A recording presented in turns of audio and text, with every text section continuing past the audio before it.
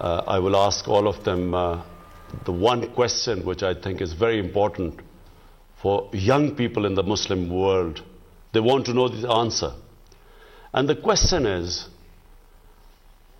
our Prophet Muhammad sallallahu alaihi wasallam, from the time he arrived in Medina in 622 to the time he left us in 632, what did he do to transform these people from people who had no relevance in the world, and the same people became leaders of the world? So I would really like to start with you, Dr. Sayyid Hussain Nasir. I basically want to ask you this question, that what in your opinion was this, what led to this transformation? Please. I'm very glad that you have chosen this question, because during the last century or so, certain trends in the Islamic world have tried to belittle the significance of the Prophet ﷺ in Islam itself. We see that in ways in various countries, including some movements here on. And so it's very, very important to pay attention. It was once said that in order to love God, God has to love you. And God does not love the person who does not love his Prophet. So the love of the Prophet, which is foundation for the respect for him and following his uswa, are fundamental to the Islamic religion. And the Quran is very succinct in mentioning that for Surah you have the uswa hasana, the best example, the best model to follow in life. So any Muslim who believes in God must accept, of course, the text of the Quran, which means to follow the uswa of the Prophet. Uswa is a very wide-ranging word, has many, many meanings. And therefore, the significance of following the model of the Prophet must be always there before us. If we're going to have a revival of Islamic society, we have to go back to following this model, which every generation of Muslims have done since the first century. However, there is a difference that is very important to note. You and I who sit here, I'm sitting here in America, Your Excellency is sitting in Pakistan, we do not have the opportunity to go outside of our house and see the Prophet of Islam. We read about him, sometimes we dream about him if we are blessed. We read poems about him and so forth and so on. We discuss him. The Prophet of God coming out of their house, going to the mosque, in the street, in the souk, to see the Prophet of God, to speak to him. That's unimaginable for us. And that is not an accident. In every religion, around the founder, God places a number of very outstanding people who are chosen through destiny by him to be the carriers of the message of the founder. When the founder of a religion comes, in a sense, heaven and earth meet. It's not the same ordinary situation as the spiritual world somehow descends into our world. I'm just talking like in the apostles of Christ, what role they play in Christianity, follow the Buddha and Buddhism and so forth. In Islam also, all of these were simple desert people. They were people whose heart was pure enough to be transformed by the message of Islam and to be able to give everything to it. They were not great intellectuals. There were a few people like Salman al-Farsi or Bilal or other from other civilizations and had some contact with other civilizations. But mostly they were simple Bedouin Arabs. But God gave them this both the opportunity and the character and nature to be able to receive what the Prophet was saying. We cannot conceive, we Muslims of the 21st century, what it would mean to hear a verse of the Quran for the first time from the mouth of the Prophet. That's unimaginable to us. But these people were destined to do so. So the period, not only the Medinan period, which Your Excellency mentioned just a moment ago, but also the Mecca is extremely important, although only a small community. It was the nascent community that then flowered in Medina in both periods of the Prophet's life. What the Prophet did which is significant, was to be able to present the message of God, but also have an audience that was so drawn to him, who could hear his message, who give their lives for it, who give their whole thought, transform their language, the way of thinking and the way of living. The heathenism that exists in the world before it suddenly become the first generation, the first nasl of the Islamic community, of which the Prophet said, this is the best generation of my ummah. Certainly we always try to draw examples from them. So what we have to do is to understand this providential situation, which we cannot share in because God has chosen us to be born in Pakistan and Iran, myself, and other places 1400 years later, but in which we can share by the fact that the presence of God at this particular moment of history creates events which are meta-temporal.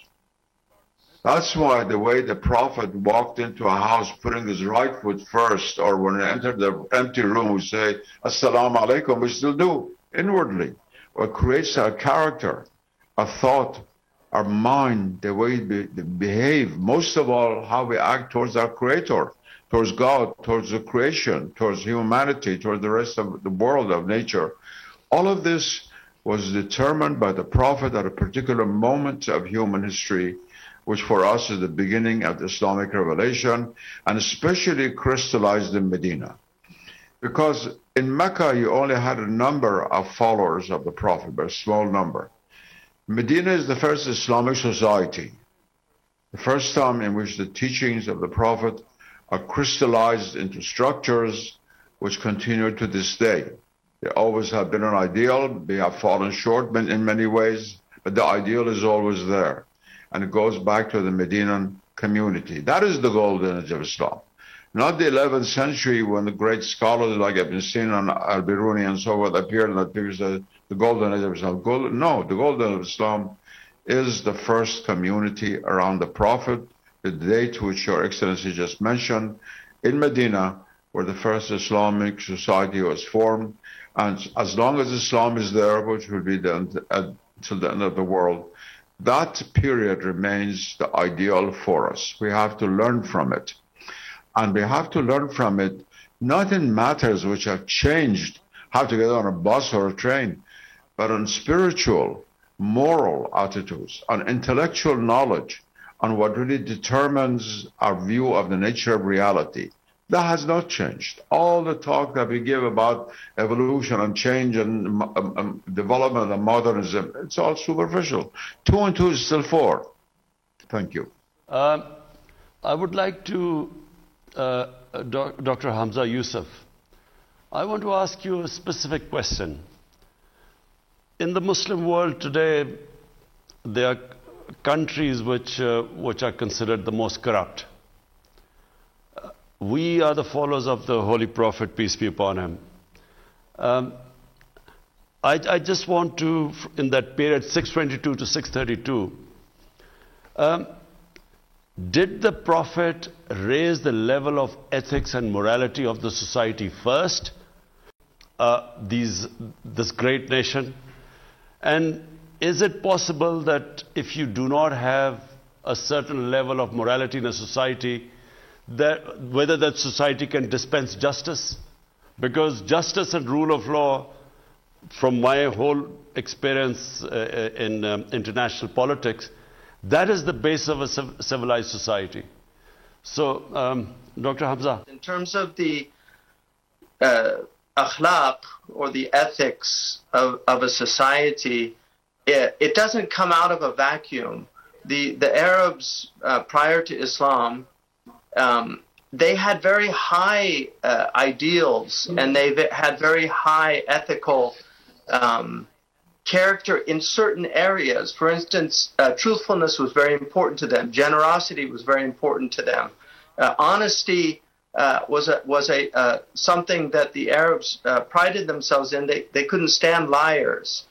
And when the Prophet ﷺ said, إِنَّمَا بُعِثْتُ لِأُتَمِّمَ مَكَارِمَ الْأَخْلَاقِ, I was sent only to perfect noble character, there was an understanding that there was character there, but their character was distorted, so that they were boastful, they were prideful, they had character flaws, and these are the areas that the Prophet ﷺ focused on, just as a physician would focus on the diseases of the patient that comes to him. The Prophet ﷺ, he really was Tabib al-Qulub. He was a physician of the hearts. One of the things that he did, which was very important, is that he was amongst his people. The Quran says, لَقَدْ جَاءَكُمْ رَسُولٌ مِّنْ أَنفُسِكُمْ, that a prophet has come from yourselves. عَزِيزٌ عَلَيْهِ مَا عَنِتُّمْ. It's difficult for him, it's onerous for him, those things that are burdening you. And one of the most interesting things to me about our Prophet ﷺ is that the people around him are called ashab. They're called companions. They're not called disciples. They're not called followers. They're called companions.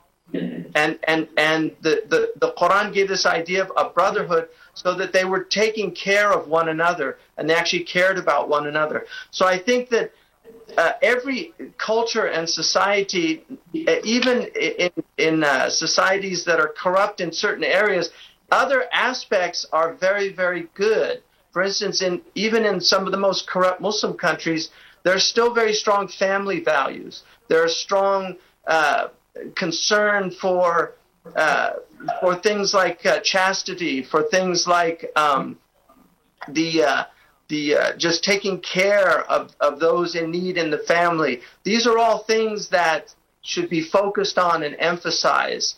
And so looking at, when you look at a society, you have to look at the things that are already working and that are healthy, and then you have to look at the things that aren't working and address those just as you would address an illness. And I think one of the problems with a lot of modern Muslims is that they tend to think like engineers. They think in problem solution.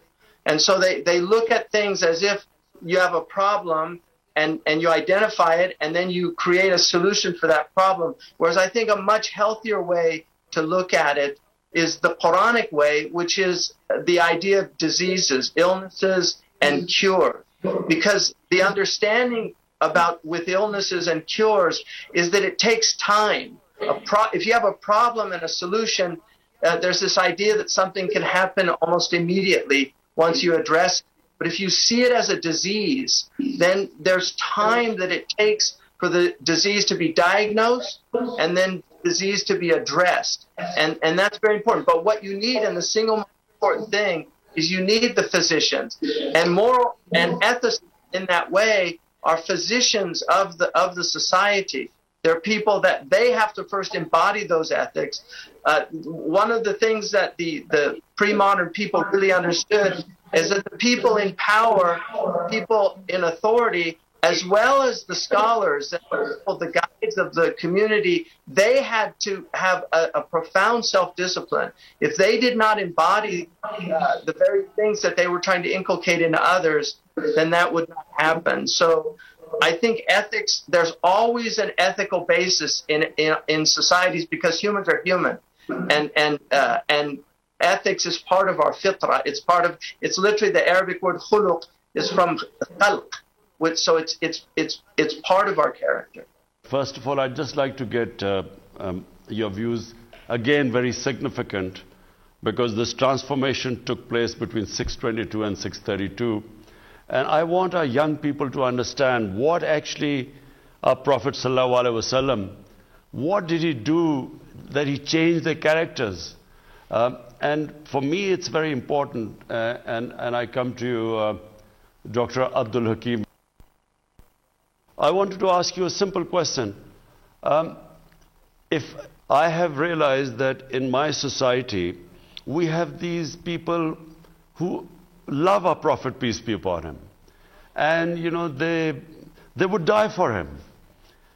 And yet, while certain traits are visible in our society, like they are the most generous people in Pakistan. I collect more money than probably anyone in this country for hospitals and charity work. but somehow it is divorced from, say, public morality, from paying, from stopping people from being corrupt, taking bribes. So my whole thing is, because they love the Prophet, how can we use his life to raise the level of morality and ethics in our society? So over to you, Dr. Abdul Hakim. It is a good question and a vital question, and it's a very good sign that is being asked in the context of the extraordinary kind of ex nihilo miracle of the emergence of Islam. I remember the first time I was in Al-Quds and visited the Dome of the Rock, which I had been reading about at the hands of a great art historian, not a Muslim, who said that it's the most beautiful building in the world. And experiencing it and entering it convinced me that what was unleashed at the beginning of Islam was not some kind of preachy revival of a moralistic type, although the moral revolution was extraordinary, but that a new spiritual type was being generated. Right next to the Dome of the Rock, you have some of the great Sahaba buried, Shaddad bin Aus, Ubadah ibn as-Samit, and people who are well known as hadith narrators. So the question I was asking myself, and it was one of the most puzzling moments really in my life, is how did those people find their spirits transformed so that within a generation they could be building the most beautiful building in the world? What was it about the spiritual alchemy that the Holy Prophet had brought to their souls that enabled them to produce a sign of a whole new civilization, fully grown, completely mature and convincing? So there is an element of enigma in all of this, and the seerah certainly has a mysterious dimension. We find that the most effective basis text for teaching new Muslims in our new Muslim convert groups in Cambridge is seerah. They may know nothing at all about Islam, they're learning how to pray even, but the stories of the seerah week after week transform and hold their attention in a very extraordinary way.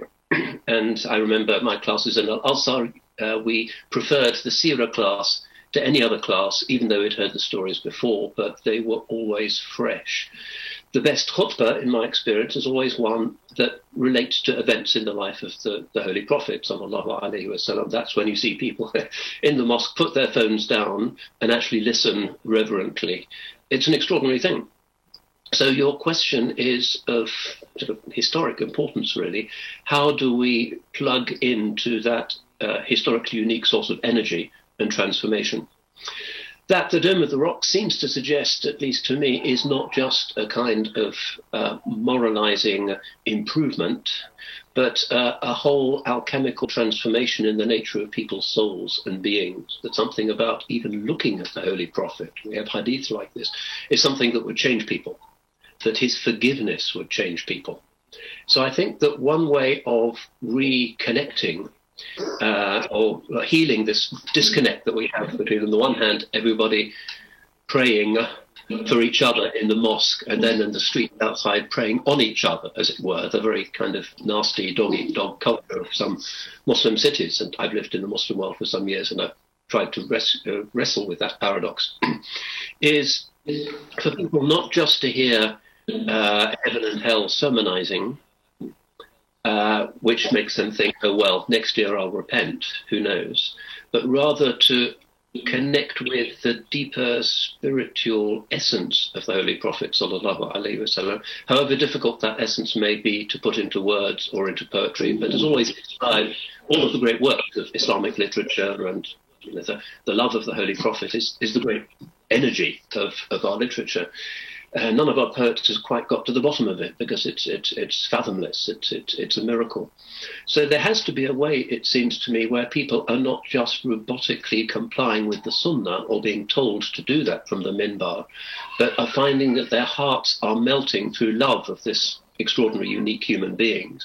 And through that love, they gain the love of other human beings, they gain the love of family, they gain the love of virtue, they gain the love of the salihin, the righteous.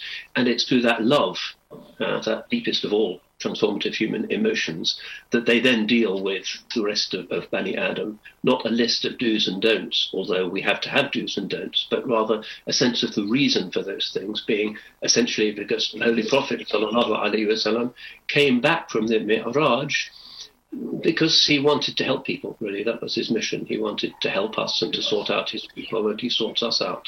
And that was out of love.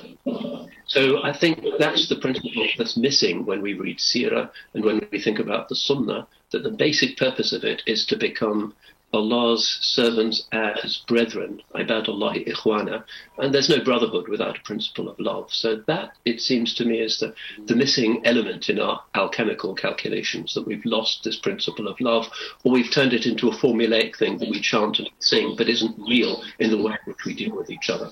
Dr. Chandra, I feel that, one of the sayings of our Prophet Muhammad Sallallahu Alaihi Wasallam was that many nations before you were destroyed because there was one law for the powerful and one for the weak. And that even if his daughter committed a crime, she would be punished. In other words, the emphasis on rule of law. So that was very powerful in the state of Medina. And I repeat that my experience in the world is that it's only societies that have rule of law that prosper. And I also feel that because our Prophet was Rahmatul lil Aalmin, so any human community that follows his seerah or follows his example will prosper, like state of Medina from nothing became this, one of the centers of world civilization. So my question is that, is it connected? If a society does not have certain moral standards and ethics, can it dispense justice? You have raised a very important question, Your Excellency. The question of the rule of law, which, one looks at the contemporary world, is one of the great challenges facing one. Critics of Muslim societies, they point to the inability of a number of Muslim societies, rightly or wrongly, the inability to implement the rule of law in a manner in which justice and human dignity are upheld. That inability is seen as the cardinal weakness of Muslim societies. So you have put your finger on the pulse of the challenge that confronts us. It compels me, Your Excellency, to look at what I think is an issue that we have not been able to address. And what is that issue? What Brother Abdul Hakim had said and what Prophet Hussein had said before him and all that is absolutely true about the transformation of the soul, of the spiritual dimension of a society which in a very short while was able to understand the depth of that message. A very deep message, but they were able to understand that, and in interpersonal relations, they were able to put it into practice. But that same society, and this is what is sad, after our Prophet left the world, it was confronted by challenges. Let me attempt, more as a student of society, to see if one can perhaps try to answer this. Perhaps what we have to try to answer is this. Why is it that structural transformation, not so much a transformation in terms of commitment to values, which is something else, but why is it that structural transformation, changing relationships in relation to power, in relation to resources, why has that been such a difficult challenge? Perhaps it is because vested interests have always been powerful, and you need much more than the example of a prophet to sustain that sort of change. In his time, he was able to see the transformation. And the question we have to ask is, why has this been a problem? Why has it been a problem to sustain an ethical commitment from generation to generation. I'm looking at the very small, modest example of my own country, Malaysia. I find that in the first 30 or 40 years, where you had individuals who are outstanding in terms of their character, they were able to sustain this for a while. But once the character began to weaken, partly because of the surroundings, because of the environment, wealth was more easily available, luxury had become a commonplace experience, you find that even those who had that steel in their soul began to waver. And after a generation, 2 generations, the change takes place. And you had put the finger on the pulse of this problem too, in the question that you posed to us about the role of scholarship, education of teachers, because they are the ones who have to sustain this. Maybe this is one of the issues we have to pay close attention to, how education can be transformed in such a manner that we'll be able to sustain certain values so that they're able to impact upon and transform structures. Dr. Usman Bakar, over to you before you speak. Narrate this incident which was told to me by one of Pakistan's great intellectual, Dr. Ishfaq Ahmed. So he said in the 50s he met Chairman Mao, and he was very impressed by him as a, in all ex-colonial countries wanted to look at leaders who fought for independence. So when Chairman Mao met him, he told him Pakistan was a great country. And he explained to him why Pakistan was a great country. And he said Chinese ambassador to Pakistan had a bridge partner. And that bridge partner one day was sweating away in the heat. And he would sort of throw water on his head and then start playing bridge. So he asked him, what's the matter? So he said, I'm fasting. So he asked him, he said, why can't you just have a sip of water? So he said the answer to what this Pakistani told the Chinese ambassador, he said, from there I can deduce that it's a great country. If people are accountable to a higher force, then they will also be honest and they will also pay their taxes, and there would be a very powerful society. So again, clearly what happened in Medina was that the character of the people was lifted, and obviously a spiritual transformation took place. But through that, their characters changed. And that's what lifted them from being insignificant people to suddenly world leaders. So how would you look at that period when this transformation took place? Yes, I think it is worth repeating the point that the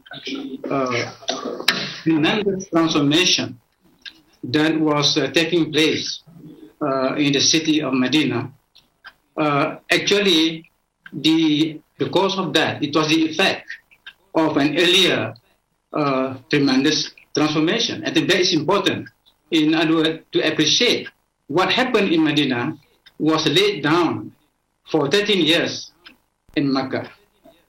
So in Mecca, we had a spiritual, intellectual, and moral and ethical transformation effected by the personality, the person of the Prophet Sallallahu Alaihi Wasallam. I think it is important for our young generation to appreciate that the education of individuals, and in this case, how the Prophet ﷺ educated his companions, his followers, to become the most excellent of individuals, that they later on turn out to be world leaders in themselves. So when the Prophet ﷺ and his companions, the Muhajirun, came to Medina, now that began the first phase of that tremendous transformation taking place. We will not be able to have that in Medina unless that what we call today now the human capital in the real sense of the word is already prepared in Mecca. Now, what I mean here, the first phase, we have in a sense, the union, the encounter, and the brotherhood of the Muhajirun and the Ansar, which generated its own dynamism. I think that's very, very important, because there was also the first phase of, in a sense, the type of society that's going to emerge in Medina. There is that spirit of inclusiveness. From then on, the Prophet keep on, including more and more people living abroad. So what's important to see what was going on in Medina basically was, it was an attempt by the Prophet ﷺ, who's going to be just the leader of a world religion, the leader of civilization. It's a question of to put the foundation, the moral political order, apart from, of course, the spiritual order, the spiritual and moral order, but also in a sense to set the foundation of Islamic civilization, the future Islamic civilization. The foundation of that future Islamic civilization was laid down in Medina. Now, and the Prophet ﷺ, under the guidance of Allah SWT, laid down that foundation in a sense which guaranteed victory after victory in that sense in Medina. So I think the key point here is a question of that what kind of education did the Prophet ﷺ give to his companions, to his followers, and later on in Medina. That kind of education, of course, not only meant for that time. It is possible for us today to revive to a certain extent, at least in terms of the principles of that education. So, as emphasized by several speakers already, the key, the eternal one, is that prophetic model, the role model of the prophets on the Sirah and Nabi as the core of our education then and today. But there is something wrong going on in our system of education, that somehow the results did not turn out to be what we want to have. I think, let's just look at the concept of Sunnah, for example. In the field of education, many Muslims just concentrate on the external Sunnah, the exterior Sunnah, all right? But the Sunnah of the Prophet is both external and internal. When we go to the internal, the dimension of the Sunnah, they were dealing with the question of the virtues, the moral qualities, the spiritual qualities. This somehow is not emphasized. So I think that missing dimension, basically how to combine the two to have integrated kind of education in which the important dimension of the Prophet's personal life is presented to our younger generation. So I think if I would summarize some of the things about that Medina community, I think it is, first of all, it is a knowledge-based community. A knowledge-based. It is enlightened, and under the enlightened and compassionate leadership of the Prophet. And I think it is important to emphasize that we need both enlightened leadership and enlightened followership. And this is where the Prophet Sunnah showed us. And the deep sense of belonging to a common universal community. So that sense of confidence among the followers of the Prophet Sunnah, they belong to a common community. Thanks to a single Sharia, divine law, they belong to a universal community, and they have a kind of ummatic cohesion. And of course, earlier mentioned by Professor Nasser, the idea of the best community. So they have they embraced the idea. They were, and of course, they realized that this idea of the best community is not hereditary, but it is based on spiritual meritocracy. As implied by the Quran, it is based on spiritual meritocracy. That's very, very important. Now, I think it's important to realize what are the shaping principles of this, what shaped that transformation in Medina. Let me mention there some of them. Of course, the Prophet as the role model, but we need to articulate the Sirah in a contemporary language, examples, in reference to contemporary phenomena. Then the idea of universal education. The prophets are not taught universal education to the followers in terms, what I mean by universal here, both in terms of temporal, in terms of spatial. In terms of temporal, it is education from the cradle to the grave, and in terms of spatial, to seek knowledge as far as China. And then the character building, as the core content of education, and of course the love of truth and justice. And very, very important is the unity of Iman and knowledge. In other words, for the early Muslims, they do not separate between Iman and knowledge. How to obtain that unity? That's a challenge for us today. And of course, the idea of the Ummah as a reflection of the Prophet's qualities and virtues. Dr. Rajab, Shantar, over to you. What led to this transformation? You remind me Ibn Khaldun's Da'iratu Siyase. Ibn Khaldun drew Da'iratu Siyase, circle of politics. And inshallah, I will share with you the picture of Da'iratu Siyase, circle of politics. And in that, Ibn Khaldun says, الدولة سلطان تحيا به السنة. State is power, and the Sunnah survives with that power. So the Sunnah of Prophet Muhammad survives with the power of the state. So the purpose of the state is to make the Sunnah survive. Ihya us-Sunnah, survival of the Sunnah, because Prophet Sunnah was not individual.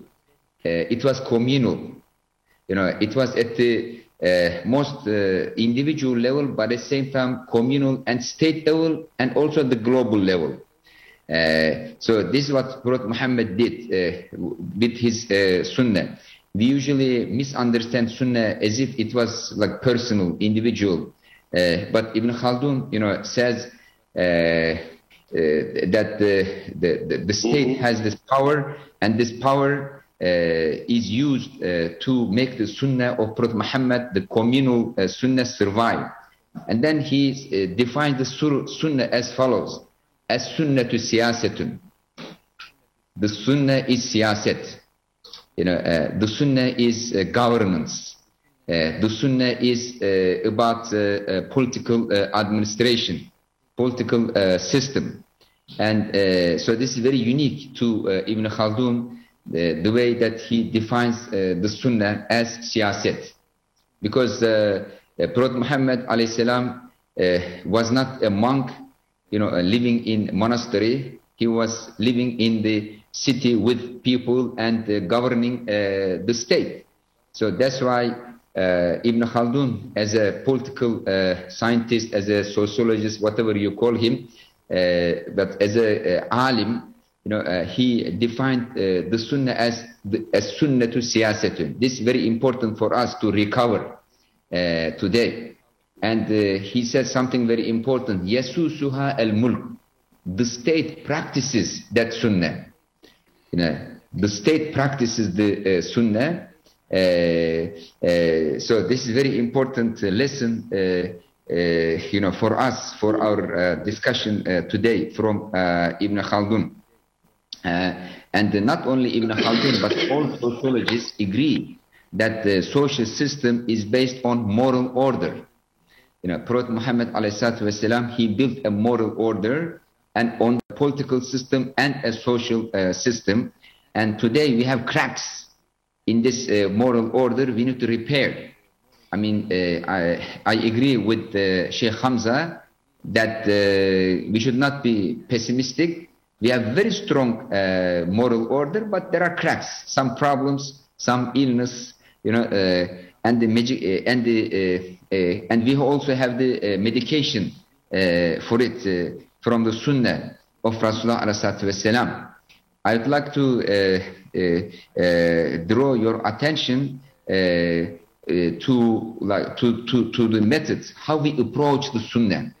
We don't approach the Sunnah as historians, because we don't study Sunnah or Sirah as history.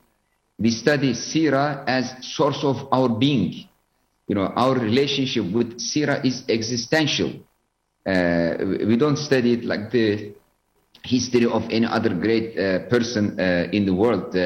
So the Sirah, the Quran and the Sunnah is source of knowledge, but also more important, the source of being. And what Prophet Muhammad did in Medina, the answer is in the Quran.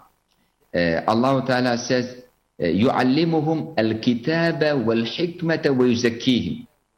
He gives them ta'aleem and tazkiyah. He gives them rational education about their mundane affairs, but at the same time, purification, spiritual purification, moral purification.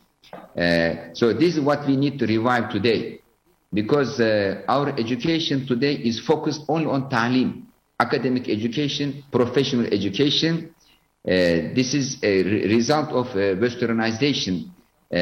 So we abandoned the tazkiyah part, the spiritual and moral education part in our education system. So this is a lesson we need to learn from Prophet Muhammad. This is what happened in Medina. A new society was raised through ta'aleem and tazkiyah. We need to recouple, reunite ta'aleem and tazkiyah in our educational system. And also Prophet Muhammad in Medina offered a global future vision, and that future vision has yet to be realized. That's why Islam is an open civilization, and inshallah the Prophet Muhammad's vision will be realized in the future, before doomsday. And today this is what's missing in our societies. Our youth doesn't have a future vision. Like China has a future vision, America has a future vision, Europeans have a future vision, Russia has a future vision. But what's the future vision of Muslims today? So we need to offer a future vision to our youth so that they work for it. Karl Mannheim, who is a very famous sociologist, he says change comes from utopia. A future vision. And if we set a future vision, this will be a source of mobilization for our youth, inshallah ta'ala. And what Prophet Muhammad did, he offered a new Nizamul Alam, a vision for Nizamul Alam, the world order. It was very global, and it was not only for Muslims, it was also for non-Muslims. Remember, Medina included Jews, Christians, polytheists, diverse people from different religions. And the same thing during the time of Khulafa Rashidin, 4 rightly guided caliphs. Muslim subjects, citizens included, people from other religions as well. So Prophet Muhammad's vision was not only for Muslims, it was for the whole world, including non-Muslims as well. So this is what happened in Medina, and this is what we need to reclaim. Abdullah, over to you. The question is very simple. The transformation took place in Medina, how people changed, their characters. What did the Prophet ﷺ do to change the people and the character and then their vision and then becoming world leaders? هذا التحول هو نتيجة للنبوة، ظهرت النبوة وظهر النبي صلى الله عليه وسلم ونزل القرآن الكريم. فالوحي والقرآن هو من عند الله سبحانه وتعالى، والنبي صلى الله عليه وسلم كان هو المثال الحي للقرآن. لقد كان لكم في رسول الله أسوة حسنة، والمثال الحي للقرآن. فتعاليم القرآنية والنموذج النبوي هذا هو أساس هذا التغير. فالقرآن كان يقدم القيم الجديدة والتعاليم، والنبي صلى الله عليه وسلم كان ترجمة لذلك. بحياته وبحركاته وسكناته. سئلت عائشة عن خلق النبي صلى الله عليه وسلم قالت كان خلقه القرآن، لكن يمكن أن نركز على الإيمان والسكينة. النبي صلى الله عليه وسلم ما غير عمل أحد، كان فيهم تجار، كان فيهم مزارعون، الزراعة، كان النجارين، كل أحد بقي على عمله، لكن الذي وقع الجديد هو الروح التي بثت في هذا العمل. أصبح العمل كله بطاعة الله وبالجهاد. عقد الأخوة بين الناس، أخوة بين المهاجرين والأنصار، فكسر العصبية الجاهلية. كانت الأخوة أساس المجتمع، مجتمع متآخي في السلم الاجتماعي. الشيء الثاني هو أن النبي صلى الله عليه وسلم كان مدرسة، كان الصحابة يجلسون للسماع منه، وكان واحد إذا تغيب يطلب آخر أن يجلس مكانه حتى ينقل إليه ما سمع من النبي صلى الله عليه وسلم. فكانوا كل يوم هم يزدادون علما مما يبثه النبي صلى الله عليه وسلم، مما ينزل على النبي صلى الله عليه وسلم.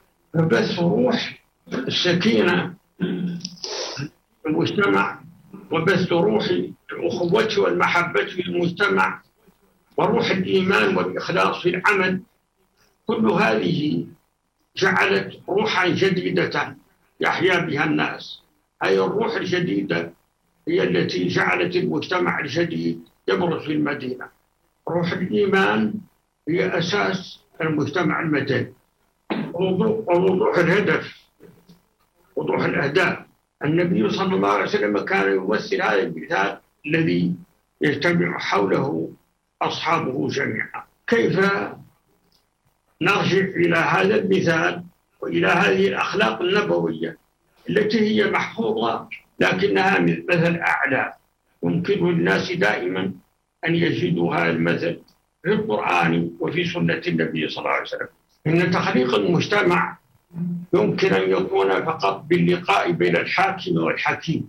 إذن الرسالة هي رسالة أخلاقية، ليست تغييرا للمجتمع إلا من خلال الأخلاق، وليس تغييرا للمهن، وليس تغييرا للأعمال. النبي صلى الله عليه وسلم يغير عملا بمهنة، من كان تاجرا بقي تاجرا، لكنه هو تغيير للنفوس.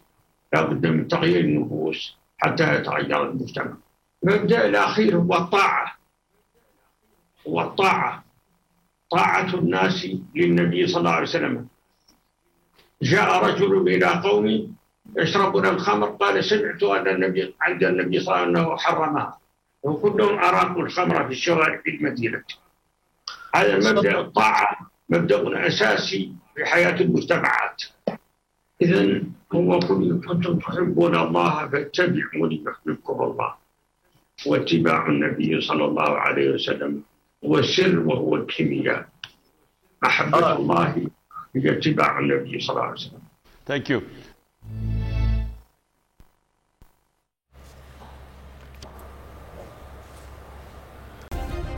Subscribe करें और bell दबाएं ताकि कोई खबर रह न जाए।